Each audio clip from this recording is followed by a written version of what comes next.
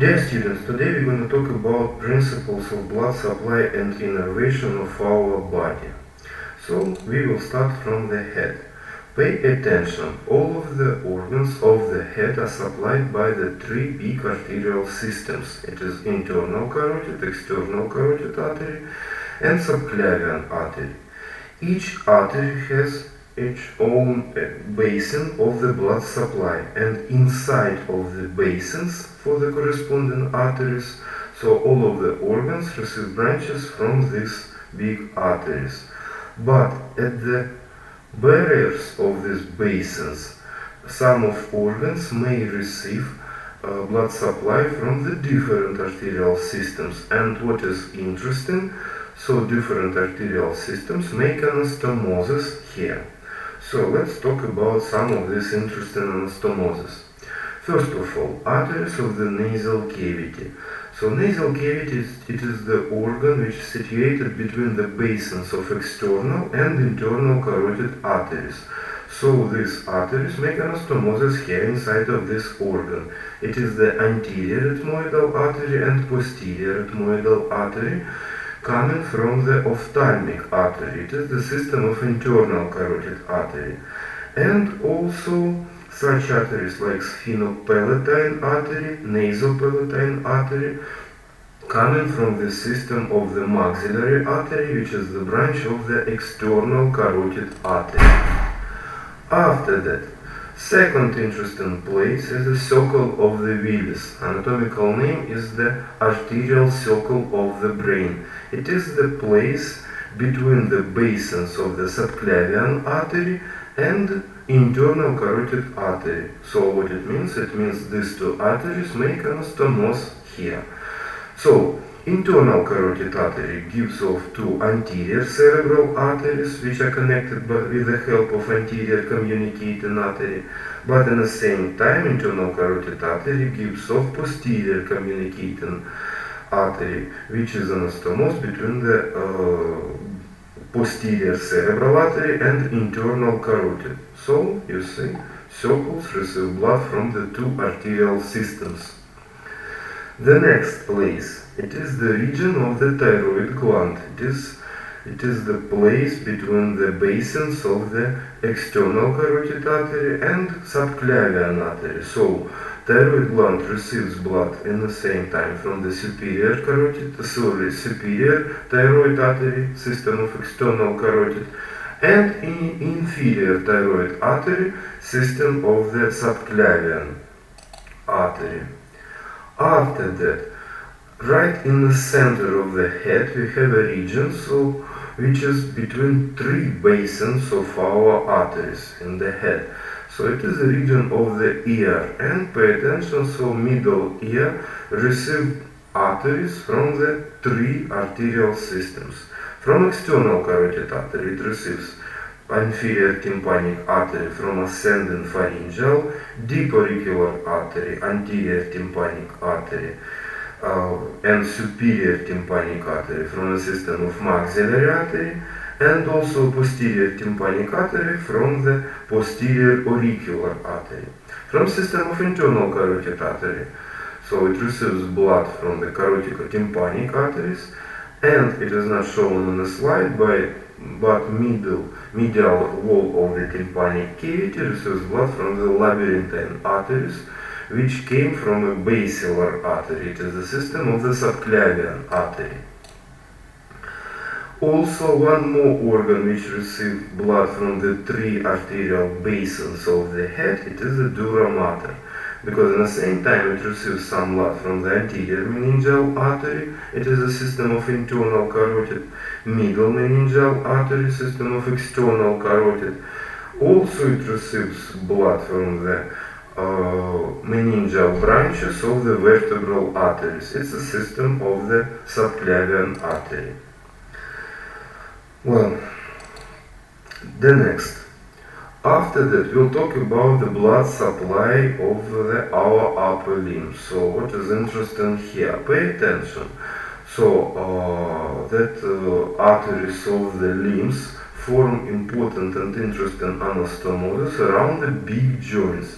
For example, here you see an arterial network around the shoulder joint.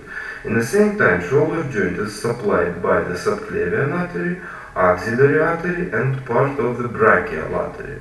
So from the subclavian artery, this joint receives blood from the suprascapular artery. After that, from the axillary artery, joint receives blood from the thoracoacromial artery and two circumflex humeral arteries. And from the brachial artery, it receives blood from the ascending branch of the deep brachial artery. Well, elbow joint, this region is also interesting for us because here we receive blood from the 8 sources, 4 collateral arteries and 4 recurrent arteries. So, collateral arteries, it is superior ulnar collateral, which anastomosis with the posterior ulnar recurrent. After that, inferior ulnar collateral, receiving blood, anastomosing with the anterior ulnar recurrent artery. After that, it's radial collateral artery, coming from the deep brachial artery and anastomosing with the recurrent radial artery. And last one is a middle collateral artery, which anastomoses with the recurrent interosseal artery. So as a whole, we got 8 arteries supplying elbow joint, and these 8 arteries came from 3 arterial systems. It is a system of brachial artery, ulnar artery, and radial artery. After that, next important region for us in the case of blood supply, it is the blood supply of the hand. So head is supplied by the 2 big arterial systems. It is a radial artery and ulnar artery. So at the hand we have 2 important anastomoses. They are called like palmar arches. So it is a superficial palmar arch and deep palmar arch. Pay attention, superficial palmar arch is made of ulnar artery and superficial palmar branch of radial artery. So as a whole, this arch receives blood from 2 arteries. And deep palmar arch, it is a continuation of the radial artery, but at the same time it receives blood from the deep palmar branch of ulnar artery. The next, in a thoracic cage is supplied by, again we have several arteries and several basins. Anterior side of thoracic cage is supplied by the system of the subclavian artery. We have internal thoracic artery, it's a branch of subclavian, and this artery gives off anterior intercostal arteries. In the same time, thoracic aorta gives branches to the intercostal spaces. They are known like posterior intercostal arteries. Of course, in area of intercostal spaces, anterior intercostal artery anastomoses with the posterior intercostal artery. And upper 2 intercostal spaces, first and second, they are little different. First of all, they are supplied by little different arteries. It is a subclavian artery, which gives supreme intercostal artery, into the first and second intercostal space. And it is a superior thoracic artery, which comes from the axillary artery. So not aorta, axillary artery. Well, arterial supply of the breast. Again, we have 2 sources, 2 arterial systems. Medial side of the breast is supplied by the medial mammal arteries, which came from the internal thoracic artery. It's a system of subclavian, while lateral side is supplied by the lateral mammal arteries, which come from the lateral thoracic artery. It is a system of the axillary artery. Of course, these 2 sources of blood supply anastomose here inside of the mammary gland. Next organ has almost independent blood supply, so we even separate cardiac circulation from the great circulation. What is feature? So our heart is supplied by the left and right coronary arteries. But what is interesting for us? So most of the organs of the great circulation, actually not must, all of the organs of the great circulation receive fresh portion of the blood during the systole of the heart, while heart as a whole receives fresh portion of the blood during the diastole of the heart. That's why cardiac circulation is different with the great circulation. Well, venous drainage of the heart. So we have three important kinds of the veins here in the heart. So first group, it is great cardiac veins, and this group includes actually great cardiac vein. After that it is the middle cardiac vein. After that small cardiac vein. After that it is oblique vein of the left atrium and posterior vein of the left ventricle. These five arteries drain into coronary sinus, which opens independently into the right atrium of the heart. In addition to these five big veins, we have anterior cardiac vein. They are much smaller and they collect blood from the anterior side of the right half of the heart. And also we have smallest veins of the heart, so they look rather like capillaries and they collect blood from the endocardium. After that, venous drainage of the head. First of all,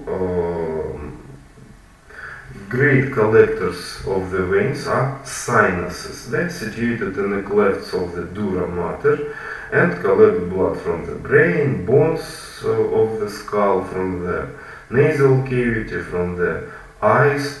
So what is important in these veins? If they are situated in the clefts of the dura mater, so it means they have hard walls and they cannot collapse. It is important because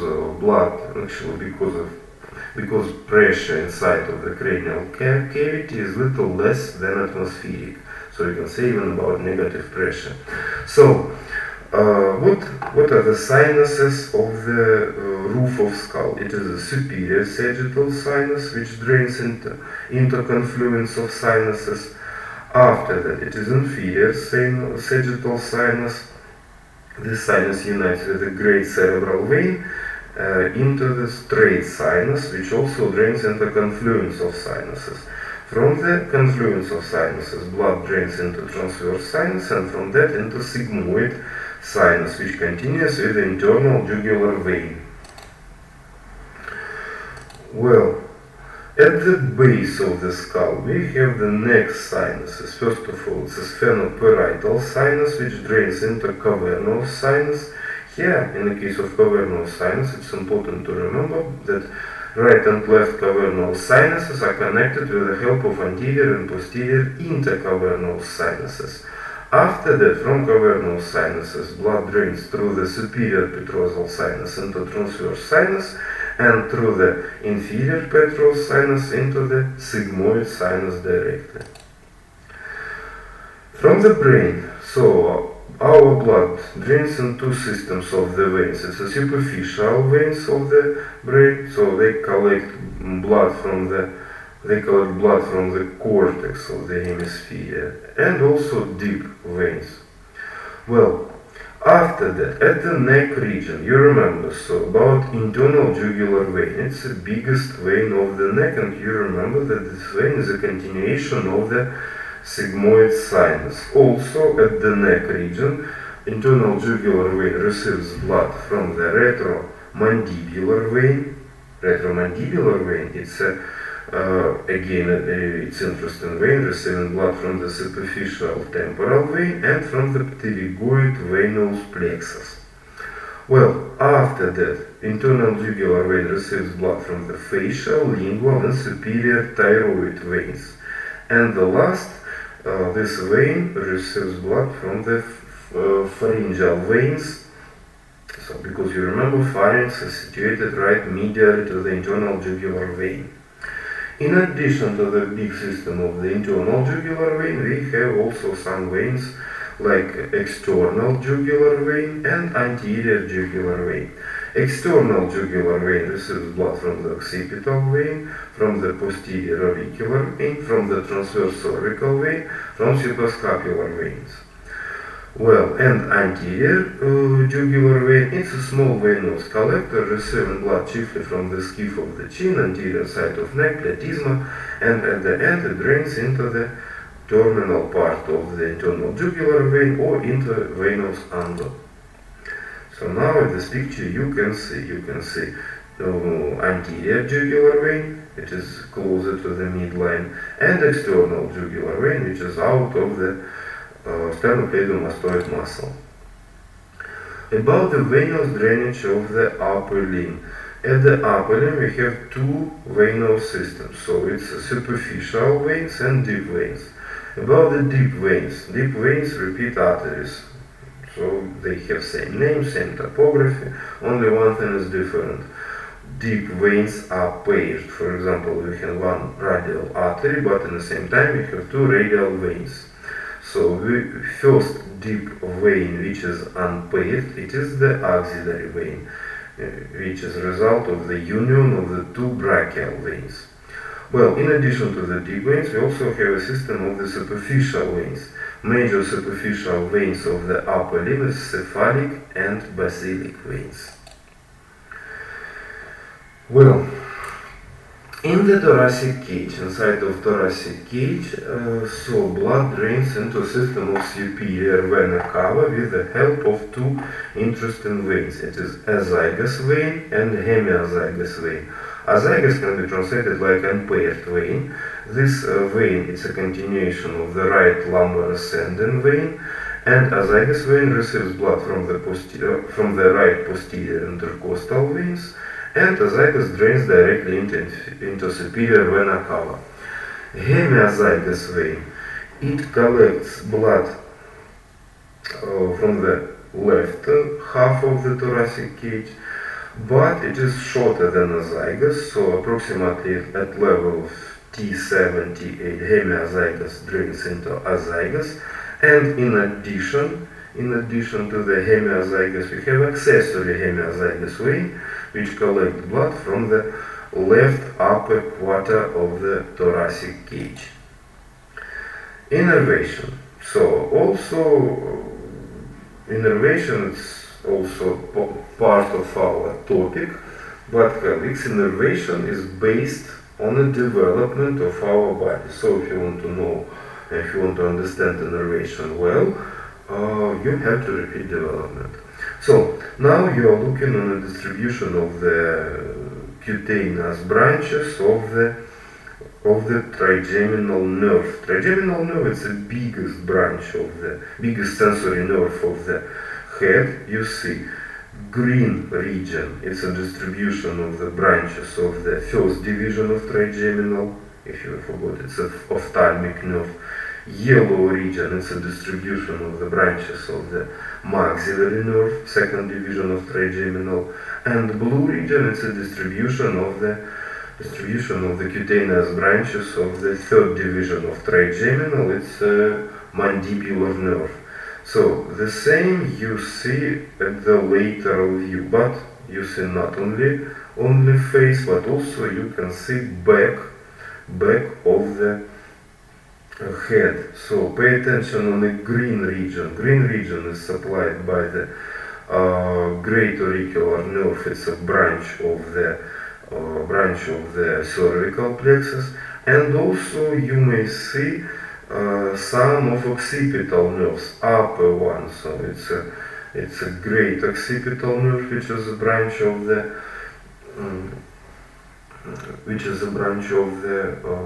it's a posterior branch of the second cervical spinal nerve, and also you see lesser occipital nerve, which is a branch of the cervical plexus.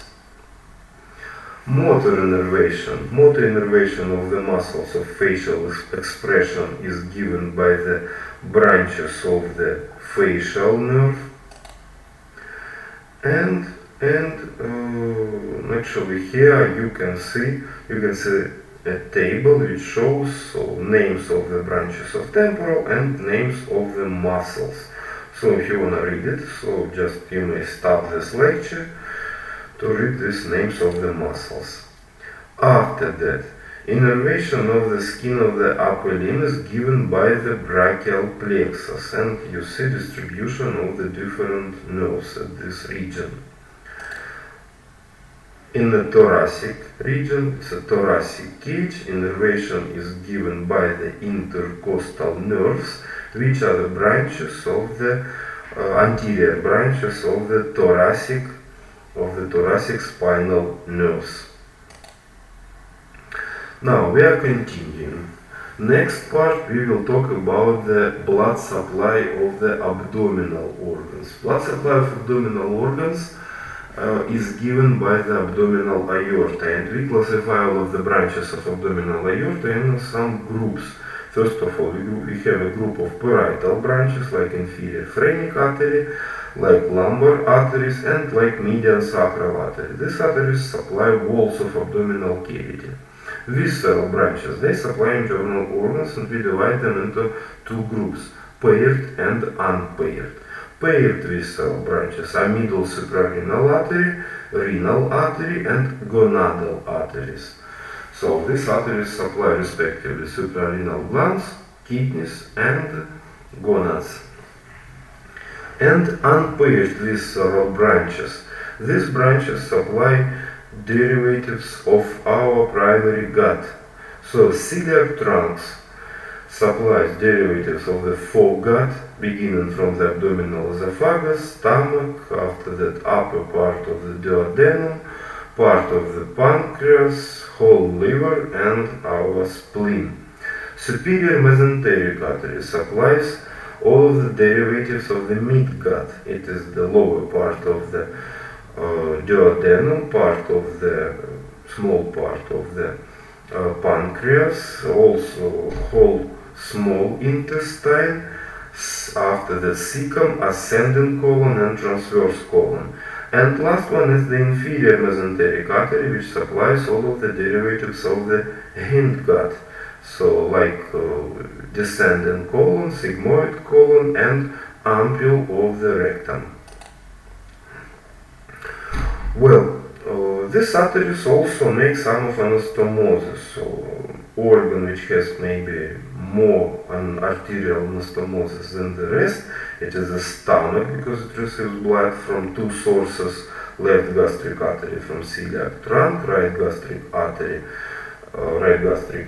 from the proper hepatic, sometimes common hepatic. After that, left gastro-omental artery from the splenic, right gastro-omental artery from the gastroduodenal artery, and short gastric branches from splenic again. Well, also we have an important anastomosis in the intestine. You see, we are paying attention on the intersystemic anastomosis between the different basins of different big arterial systems. In the case of the large intestine, it is Rioland's arch. Rioland's arch, it is an anastomosis between the marginal branch of the middle colic artery from the superior mesenteric and marginal branch of the left colic artery from the inferior mesenteric. So this anastomosis is situated at the region of the left colic flexure. Well, here you see paired visceral branches and parietal branches of the parietal branches of the abdominal aorta. Well, at the abdominal wall, not in abdominal cavity, but in the abdominal wall, blood is given by the next arteries. It is the superior epigastric artery from internal thoracic. Pay attention, it's a system of subclavian artery. After that, inferior epigastric artery from the external iliac artery, superficial epigastric artery from the femoral artery, and also lateral cutaneous branches of posterior intercostal arteries coming from the thoracic aorta. In the pelvic region, so again we have numerous arteries about the walls of the pelvis. Walls of the pelvis are supplied by the two iliac circumflex arteries. So deep circumflex iliac artery comes from the external iliac artery. Superficial circumflex iliac artery comes from the femoral artery. So these arteries, both of these arteries make anastomose with the ilio-lumbar artery, which is a branch of the internal iliac arteries. Also, next parietal branches, it's the lateral sacral arteries. They come from the internal iliac, and then anastomose with the middle sacral artery coming from the abdominal aorta. Also obturator artery in supply walls of the pelvis, and again it can make anastomose with the inferior epigastric artery from the external iliac artery. Well, now you see blood supply of internal organs of the pelvis. It is an interesting moment. I told you that blood supply, like innervation, is based on a development. So pay attention. Urinary bladder. So it's developed from the two sources. It is allantois in the case of apex and body, and base of the urinary bladder is developed from the urogenital sinus. So upper part of the urinary bladder receives blood from the superior vesical artery coming from the umbilical artery. Inferior vesical artery, it is independent branch of internal iliac. Rectum develops from two sources, upper part from the hindgut, lower part from the anal sinus. So that's why superior part of the rectum receives blood from the superior gluteal artery, it is a branch of the inferior mesenteric, while middle part receives blood from the middle rectal artery, branch of internal iliac, and last one, lower part of the rectum receives blood from the inferior gluteal artery, which is a branch of the internal pudendal artery coming from the internal iliac. Well, now you see in the blood supply of the same region, but now it's just anterior view. Well, like in the upper limb, in the lower limb, we have important arterial anastomoses around the big joints. For example, so in the case of the hip joint, you see it is supplied by the medial circumflex iliac artery. After that, it is the lateral circumflex iliac artery and its branches, and also it is the artery of the ligamentum teres. It's foveolar artery. Also, it's a branch of the obturator artery, which came here from the internal iliac. In the region of the knee joint, we have big arterial network, which is made by the 5 branches of popliteal artery.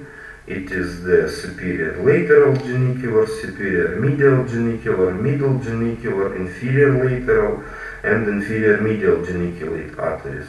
Also, it is descending branch of the lateral circumflex femoral artery, descending branch of the lateral circumflex femoral artery. Also, it is some branches like circumflex fibular artery,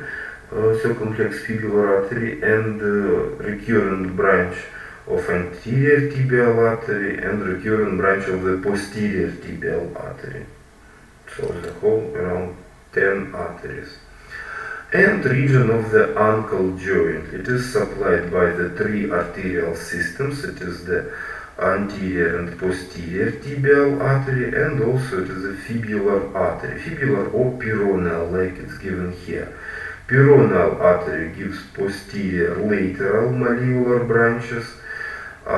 Posterior tibial artery gives posterior and anterior medial malleolar branches, and anterior tibial artery gives us anterior lateral malleolar branches.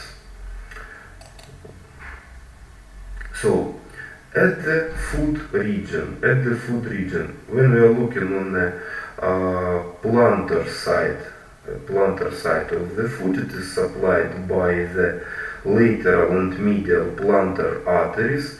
Both came from the posterior tibial artery, and what is interesting, they form like anastomose. It is deep plantar arch. It connects two arteries together.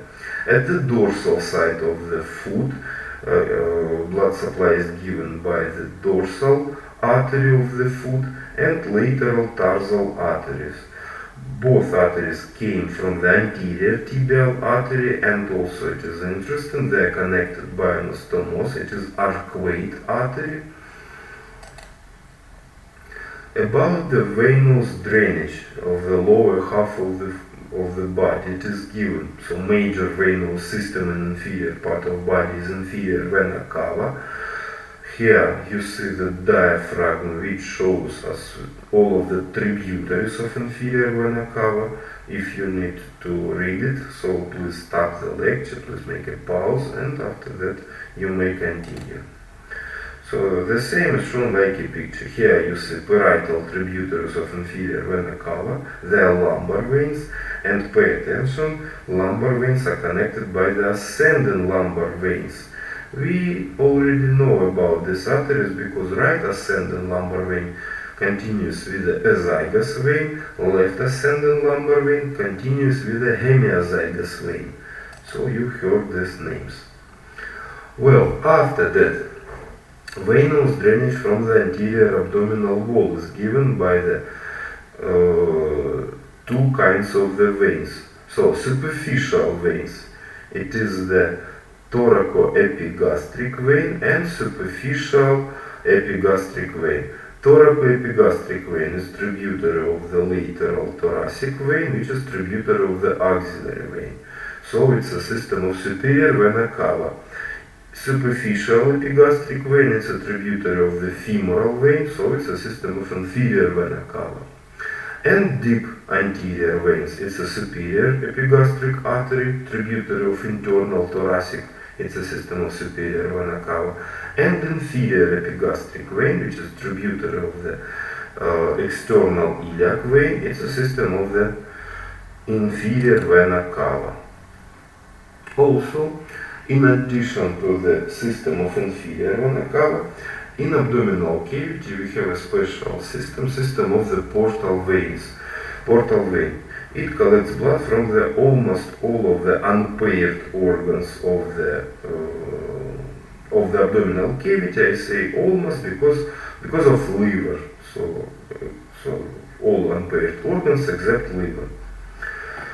So portal vein, it's a union of three big tributaries. So we call these tributaries like roots. First of all, Leonal vein unites with the inferior mesenteric vein. After that, these both veins unite with the superior mesenteric vein. And after that, this vein passes to the porta hepatis. Of course, we have some anastomosis of the portal vein tributaries and caval vein tributaries. We call them portocaval anastomosis. Pay attention, we have such anastomosis in the cardiac region of the stomach, it is gastroesophageal anastomosis. Also, we have anastomosis in the region of the rectum, hemorrhoidal collaterals, you see it is shown here. After that, we have such kind of anastomosis in the region of the pancreas and duodenum, pancreatic and duodenal collaterals. After that, gastroepiploid collaterals between the spleen, it's a region of spleen and stomach. And also we have such kind of anastomosis in the anterior abdominal wall and in the posterior abdominal wall.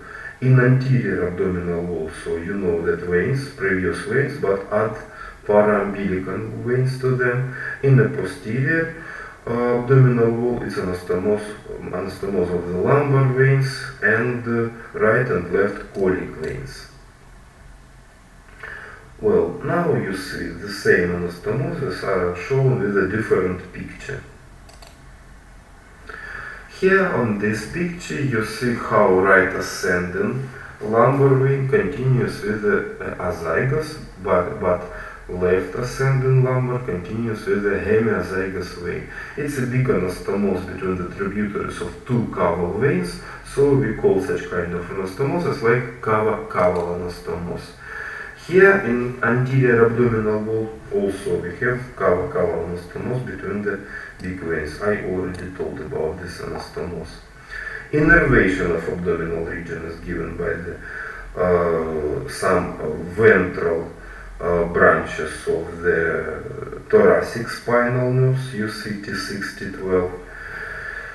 And motor innervation is given by the iliohypogastric, ilioinguinal nerves. They come from the lumbar plexus. No, in reality, the same nerves participate in the innervation of the skin as well. Well, here you see again, so it is innervation of the anterior and lateral abdominal wall. Names of the nerves are shown on a picture. And the same, here you see lumbar plexus and its branches. Sacral plexus, it is also important big plexus which innervates almost everything at the lower limb and the lower limb. Now you see how it formed. And now you see nerves of the lower limb. Colleagues, when you will study innervation of the muscles, pay attention on the compartments of the muscles. Usually muscles of the one compartment are innervated by the same nerve. For example, in the leg we have three compartments of the muscles. It's anterior, lateral and posterior. So muscles of lateral compartment are supplied by the deep fibular nerve. Anterior compartment lateral compartment by the superficial fibular nerve, anterior compartment by the deep femoral fibular nerve, and the posterior compartment by the tibial nerve. So, and usually, of course, we have some exceptions. Sometimes muscles of the one compartment may receive innervation from the different nerves. But if you want to know why, just look at the development. I told you, innervation is highly based on the development. Here on this picture you see distribution of the cutaneous branches to the skin of the lower limb. As you see, most of the skin of lower limb is innervated by the branches of the sacral plexus, except next nerves: femoral, obturator and saphenous and lateral femoral cutaneous nerves. So these four nerves are branches of the lumbar plexus. That's all. Thank you for your attention. Good luck.